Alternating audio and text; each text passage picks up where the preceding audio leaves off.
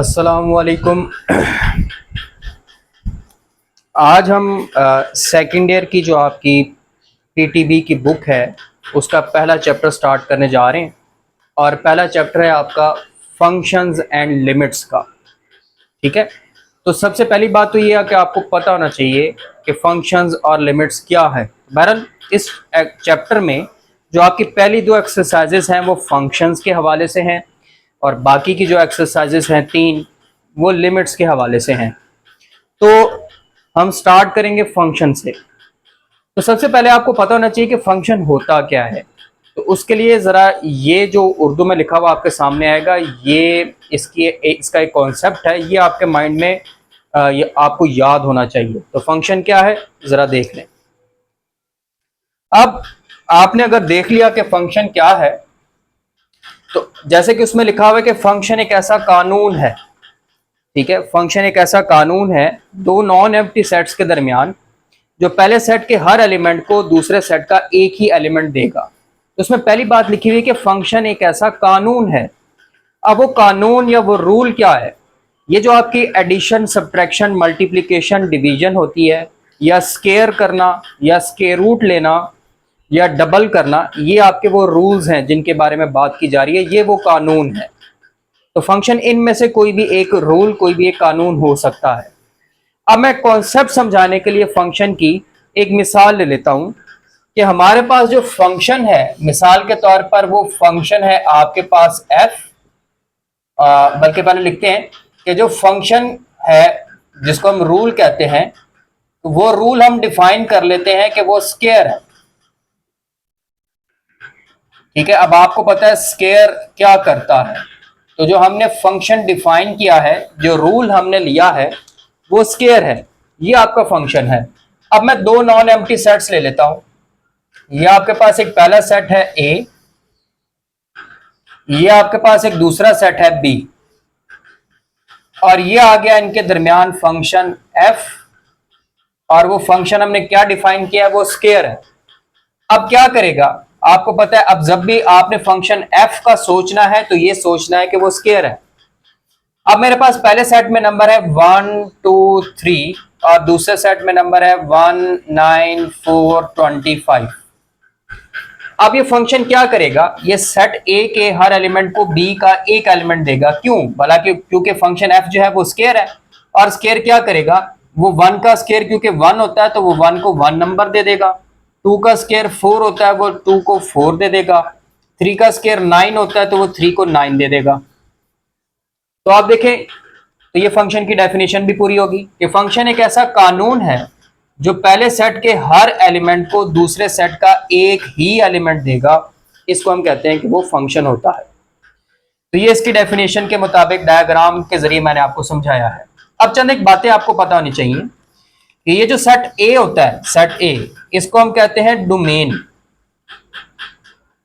Domain भी कहते हैं, इनपुट भी कहते हैं। और ये जो दूसरा सेट है बी, इसको हम कहते हैं कोडोमेन। ठीक हो गया। और ये जो दूसरे सेट में वो एलिमेंट्स जो अटैच हो चुके हैं ए के साथ, वो एलिमेंट्स जो जुड़े हुए हैं, वो एलिमेंट्स जो होते हैं वो कहलाते हैं रेंज। रेंज भी कहते हैं और आउटपुट भी कहते हैं। तो ये एक डिफरेंस है डोमेन, कोडोमेन और रेंज में। इसके अलावा ये जो सेट ए के एलिमेंट्स होते हैं, इनको हम प्री इमेज भी कहते हैं, प्री इमेज। और ये जो सेट बी के सारे एलिमेंट्स हैं, इनको हम इमेज भी कहते हैं। तो ये चंद एक बातें आपको पता होनी चाहिए। तो बहरहाल डेफिनेशन भी समझा दी, डोमेन, कोडोमेन और रेंज भी आपको बता दी। तो अब इसकी जो डेफिनेशन मैंने उर्दू में आपके सामने लिखी थी, अब उसको अगर इंग्लिश में लिखे तो डेफिनेशन क्या बनेगी? जिस तरह से बुक में लिखी हुई है, थोड़ी सी मैं चेंज करके लिखूंगा कि आप लिखेंगे a function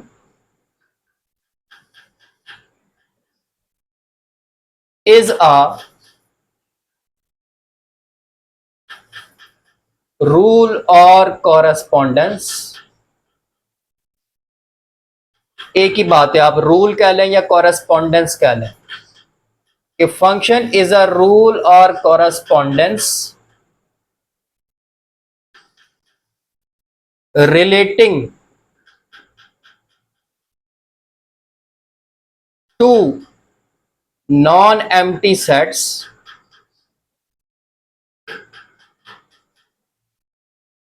in such a way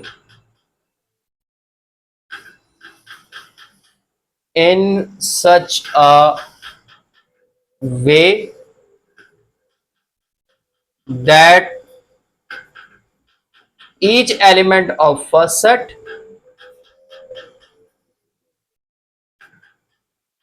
each element of first set corresponds to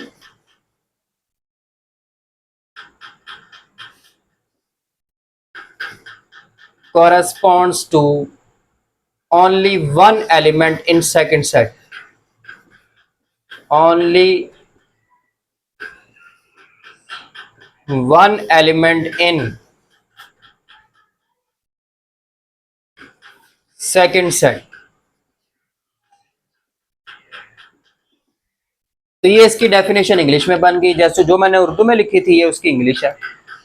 A function is a rule or correspondence relating to non-empty sets in such a way that each element of first set corresponds to only one element in second set.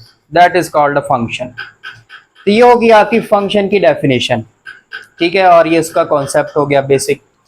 इसके बाद थोड़ा सा उसने idea दिया आपको dependent और independent variable का, dependent variable और इंडिपेंडेंट वेरिएबल।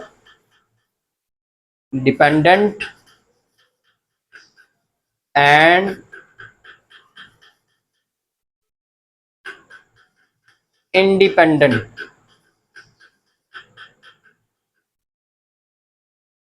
वेरिएबल।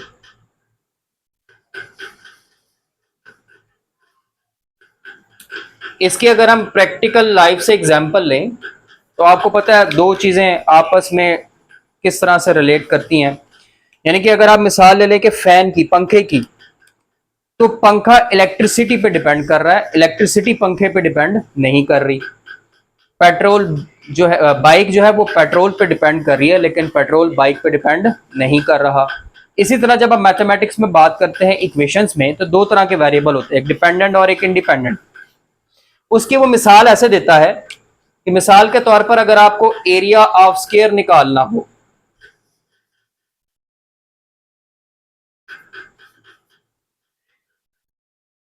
अगर आपको एरिया ऑफ स्क्वायर निकालना हो तो उसके लिए लेंथ पता होगी तो आप एरिया निकालेंगे ना, क्योंकि इसका फार्मूला क्या होता है एरिया का, area is equal to length square. तो आपको लेंथ पता होगी तो एरिया निकालेंगे ना, इसका मतलब एरिया डिपेंड कर रहा है लेंथ पे। दूसरी एग्जांपल उसने दिया है volume of sphere, volume of sphere कि अगर आपने स्फीयर कैसा ऑब्जेक्ट होता है जैसे फुटबॉल है, तो अगर आपने स्फीयर का वॉल्यूम निकालना है तो उसका फार्मूला होता है 4/3 पाई आर क्यूब। अब अगर आपने वॉल्यूम स्फीयर का निकालना है तो उसके लिए आपको स्फीयर का रेडियस पता होना चाहिए, रेडियस पता होगा तो आप वॉल्यूम निकालेंगे ना, तो इसका मतलब वॉल्यूम डिपेंड कर रहा है रेडियस पे। इसी तरह मैथमेटिक्स के अंदर अब अगर इन दोनों एग्जांपल्स पे देखें, क्योंकि एरिया डिपेंड कर रहा है लेंथ पे, तो लेंथ इंडिपेंडेंट हो जाएगी, एरिया डिपेंडेंट हो जाएगा। वॉल्यूम डिपेंड कर रहा है रेडियस पे, तो रेडियस इंडिपेंडेंट हो जाएगा, वॉल्यूम डिपेंडेंट हो जाएगा। इसी तरह मैथमेटिक्स के अंदर अगर इंडिपेंडेंट वेरिएबल आपका x हो, इंडिपेंडेंट वेरिएबल हमारे पास हो x और डिपेंडेंट वेरिएबल हो y, डिपेंडेंट वेरिएबल हो y, तो इसके बारे में लेबनीज ने कहा था, और सॉरी ऑयलर ने कहा था कि अगर डिपेंडेंट वेरिएबल y हो, इंडिपेंडेंट वेरिएबल x हो, तो इनको हम फंक्शन की फॉर्म में ऐसे लिखेंगे, y is equal to f of x. जो भी आपका इंडिपेंडेंट वेरिएबल है वो आपने f के अंदर लिखना है, f ऑफ x। दूसरी तरफ आपका डिपेंडेंट वेरिएबल आ जाएगा, y is equal to f of x। और इसको कैसे पढ़ेंगे, y is function of x, y is function of x। तो ये थोड़ा सा उसने डिपेंडेंट और इंडिपेंडेंट वेरिएबल के बारे में बताया। अब हम इसी लेक्चर के अंदर कुछ टाइप्स ऑफ फंक्शंस भी जो है वो समझ लेंगे। नेक्स्ट आपका टॉपिक है types of functions. Types of functions. अब इसमें जो पहली टाइप हम डिस्कस करेंगे फंक्शन की, वो है अलजब्राइक फंक्शंस। अलजब्राइक फंक्शंस। और अलजब्राइक फंक्शंस की फर्दर आगे कुछ टाइप्स है वो डिस्कस करेंगे। तो अलजब्राइक फंक्शन के बारे में उसने बड़ी सादा सी डेफिनेशन लिखी है कि ऐसे फंक्शंस जिनमें अलजब्रिक एक्सप्रेशंस आ जाएं, कि फंक्शंस दैट इन्वॉल्व अलजब्राइक एक्सप्रेशंस, जिसमें अलजब्राइक एक्सप्रेशंस आ जाएं, उनको हम कहते हैं अलजब्राइक फंक्शंस। मिसाल के तौर पर लिखा हुआ आ जाए x cube plus 1, x square minus 2x plus 7, ये आपके अलजब्राइक एक्सप्रेशंस हैं। ऐसे फंक्शंस जिनमें इस तरह के अलजब्राइक एक्सप्रेशंस आ जाएं, उनको हम कहते हैं अलजब्राइक फंक्शंस। अब इसकी आगे कुछ फर्दर टाइप्स हैं। पहली, पोलिनोमियल फंक्शन। Polynomial function. अब इसमें एक वर्ड आया है पोलिनोमियल, तो आपको इसका मतलब पता होना चाहिए। पोलिनोमियल दो वर्ड्स को मिला के बना है। पहला है पोली, पोली का मतलब होता है मैनी, इंग्लिश में मतलब होता है मैनी। और दूसरा वर्ड आया है नोमियल, नोमियल का मतलब होता है टर्म्स, रकमें।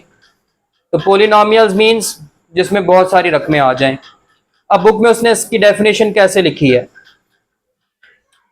बुक में लिखता है a function of the form, a function of the form, एक फंक्शन जिसकी शक्ल कुछ इस तरह की हो। किस तरह की हो अभी बताता हूं। p of x, p for polynomial, p of x is equal to a n x n plus a n minus 1 x n minus 1 plus a n minus 2 x n minus 2 up to so on a1 x plus a0। इस तरह का जो function होगा उसको हम कहेंगे polynomial function. अब इसमें देखिए तरतीब लगी हुई है, a के नीचे n है तो x की पावर n है। अब एक एक कम करते जाएं, n माइनस 1 इधर भी n माइनस 1, n माइनस 2 इधर भी n माइनस 2, कम होते होते होते यहाँ पे a1 आ गया तो इधर x की पावर 1 आ गई, और एंड पे a0 हो गया तो x खत्म हो गया। तो ये पोलिनोमियल फंक्शन है।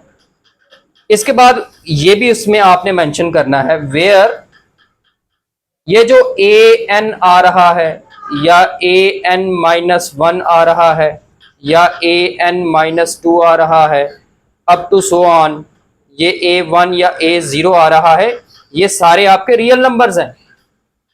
और दूसरी शर्त कि जो पावर है ना, पावर n, वो नॉन नेगेटिव इंटीजर है। Power n is non negative integer, यानी कि पावर पॉजिटिव इंटीजर होनी चाहिए। तो ये कुछ शराइत हैं, और समझाने के लिए मैं आपको बताता हूं कि मिसाल के तौर पर अगर मैं लिखूं p of x is equal to a 7x³ minus 4x² plus 3x+1, तो ये पोलिनोमियल है। अब ये जो 7 माइनस 4 3 1 आ रहे हैं ना, ये आपके ये an-1 an-2 ये है। और आप देख सकते हैं पावर सारी पॉजिटिव इंटीजर्स हैं, तो ये पोलिनोमियल है। आगे लिख दें आप 2x4 minus 3x³ plus 4x² plus 3x-8, ये भी पोलिनोमियल है। ठीक हो गया। तो ये आपके पोलिनोमियल्स हैं। यानी कि पोलिनोमियल में जो पावर होती है ना वेरिएबल की, ना वो नेगेटिव होनी चाहिए ना वो बटे में होनी चाहिए। अगर पावर नेगेटिव हो जाए या बटे में आ जाए तो वो आपका पोलिनोमियल नहीं होगा। और दूसरी चीज ये है कि ये जो x के साथ नंबर्स आ रहे हैं ये आपके रियल नंबर्स होने चाहिए, यानी कि कोई भी नंबर हो सकता है सिवाय आयोटा वाले के, कम्प्लेक्स नहीं होना चाहिए। फिर चंद एक बातें पता होनी चाहिए। पोलिनोमियल फंक्शन में जो सबसे बड़ा वेरिएबल होता है ना, सबसे बड़ा वेरिएबल, इसकी जो पावर होती है इसको डिग्री कहते हैं। तो यहां पे इसकी डिग्री 3 है। नीचे वाला वेरिएबल पोलिनोमियल देखें, इसमें सबसे बड़ा वेरिएबल x⁴ है, तो इसकी डिग्री होगी 4। सबसे बड़े वेरिएबल की जो पावर होती है वो उसकी डिग्री होती है। और सबसे बड़े वेरिएबल के साथ जो नंबर होता है उसको हम लीडिंग कोफिशिएंट कहते हैं। सबसे बड़े वेरिएबल के साथ जो नंबर होता है उसको हम क्या कहते हैं? Leading coefficient. ठीक हो गया। तो ये दो तीन बातें आपको पता होनी चाहिए पोलिनोमियल फंक्शन के हवाले से। तो ये आपकी इसकी एक टाइप होगी। मजीद देखते हैं। अच्छा जी, इसके बाद जो नेक्स्ट है आपकी डेफिनेशन, वो लीनियर फंक्शन की है। अब लीनियर फंक्शन की डेफिनेशन क्या है? बड़ी आसान है। इसके हवाले से वो बुक में लिखता है, a function of the form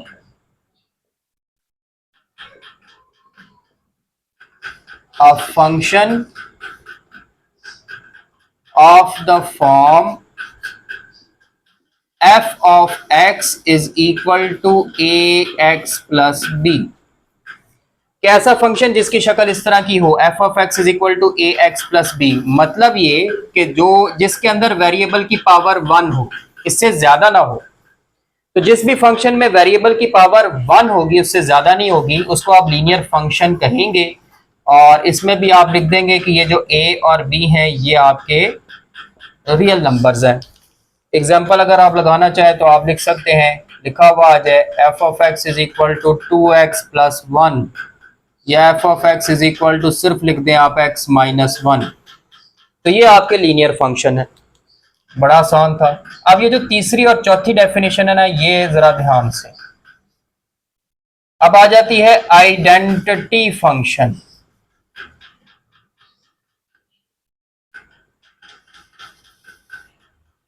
अब आइडेंटिटी फंक्शन की डेफिनेशन क्या है कि ऐसा फंक्शन जिसमें आप जो इनपुट दे वही आउटपुट आ जाए, जो इनपुट दे वो आउटपुट आ जाए।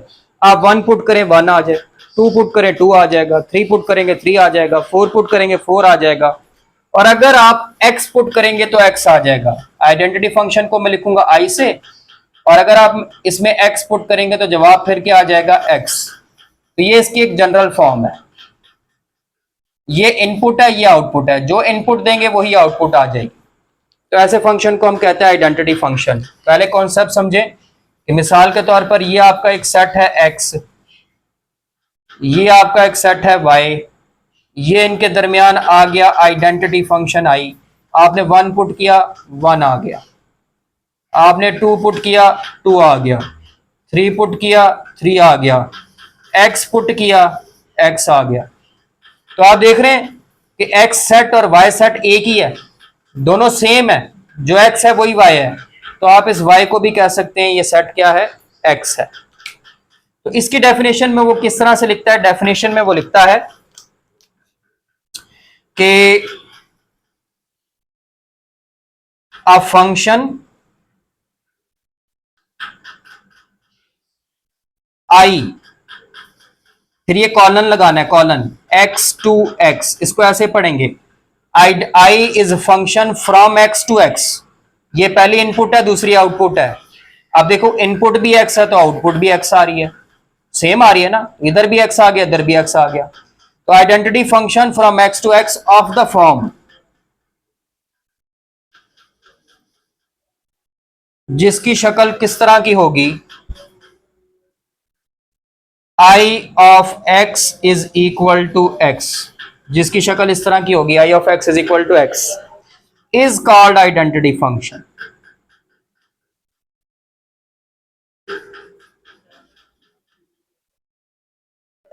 Is called identity function.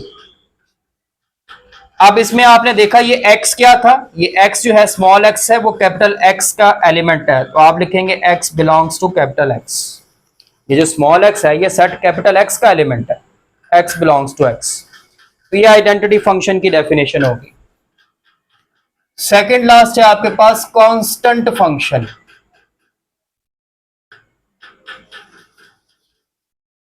नाम से जाहिर है कांस्टेंट फंक्शन कि ऐसा फंक्शन जिसकी आउटपुट कांस्टेंट हो, एक ही हो, आप उसमें 1 2 3 4 5 6 जो मर्जी पुट करें, उसका जवाब फिक्स हो, कांस्टेंट हो, उसको हम कहते हैं कांस्टेंट फंक्शन। और इसकी शक्ल कुछ ऐसी होती है, c for constant, x is equal to a। अब आप इस x की जगह पे 1 2 3 4 5 6 जो मर्जी पुट कर लें, जवाब इसका a ही रहना है, बदलना ही नहीं, क्योंकि यहाँ पे इसके साथ x तो है नहीं जहां पे आप पुट कर सकें, तो ये a ही रहेगा, आप जो मर्जी पुट करना है। तो इसको हम कहते हैं कांस्टेंट फंक्शन। और अगर आप डायग्राम से समझना चाहें तो ये आपके पास सेट x है, ये आपके पास सेट y है, ये इनके दरमियान फंक्शन आ गया कांस्टेंट। आप 1 2 3 4 जो मर्जी पुट करें, इसका हर बार जवाब a ही आना है, यानी कि इसकी जो रेंज होती है वो फिक्स हो जाती है, एक ही जवाब, एक ही आउटपुट फिक्स हो जाती है, आउटपुट को रेंज कहते हैं, तो उसको हम कहते हैं कांस्टेंट फंक्शन। तो अब इसकी डेफिनेशन क्या होगी, a function c from x to y। अब दोनों क्योंकि सेम नहीं है तो यहां पे x लिखेंगे, यहां पे y, x input y output, of the form जिसकी शक्ल कुछ इस तरह की होगी, c of x is equal to a is called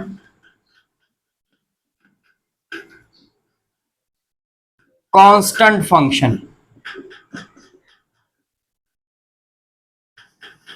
इसको हम कहते हैं कांस्टेंट फंक्शन।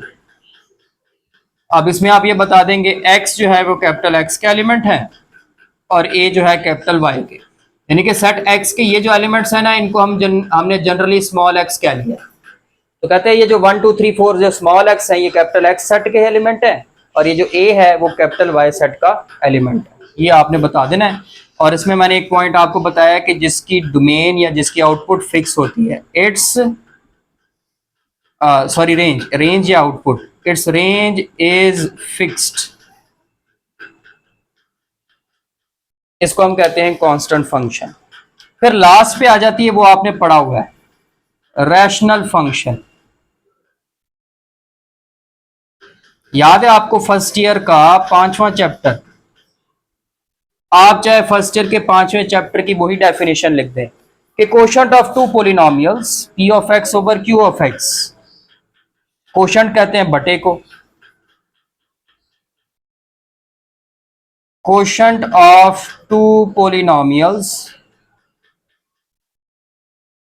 ये दो पोलिनोमियल बटे में आ जाएं, p of x over q of x where q of x does not equal to 0 is called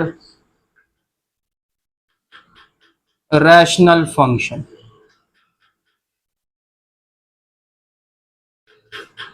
ठीक हो गया जी। वो जो बटे वाले फंक्शन थे 5वां चैप्टर पार्शियल फ्रैक्शन रेजोल्यूशन वाला, तो वो आपके सारे हो जाएंगे रैशनल फंक्शन, यानी कि लिखा हुआ आ जाए 2x + 1 divided by x square minus 1, ये रैशनल है, या सिर्फ आ जाए 1 ओवर x माइनस 1, ये भी रैशनल है। और अगर कांस्टेंट फंक्शन की डेफिनेशन एग्जांपल देखना चाहें, आप लिखे c of x is equal to 7, c of x is equal to 1, c of x is equal to -10, कि जब सिर्फ कांस्टेंट आए, राइट साइड पे सिर्फ कांस्टेंट है, ठीक है, नंबर है तो वो कांस्टेंट फंक्शन हो जाता है। आइडेंटिटी फंक्शन की एग्जांपल सिर्फ यही दी जा सकती है जो लिखी हुई है, i of x is equal to x, या आप इसको ऐसे भी लिख सकते हैं y is equal to x. तो ये आपकी आइडेंटिटी फंक्शन की कुछ एग्जांपल्स थी। तो ये आपकी पहली टाइप और उसकी आगे सब टाइप्स थी, जिसमें इंपॉर्टेंट जो है वो ये आइडेंटिटी और कांस्टेंट है, जो कि ऑब्जेक्टिव में पूछ लेता है, ये आपको क्लियर होनी चाहिए। अब बकाया टाइप्स फिर अगले लेक्चर में देखते हैं।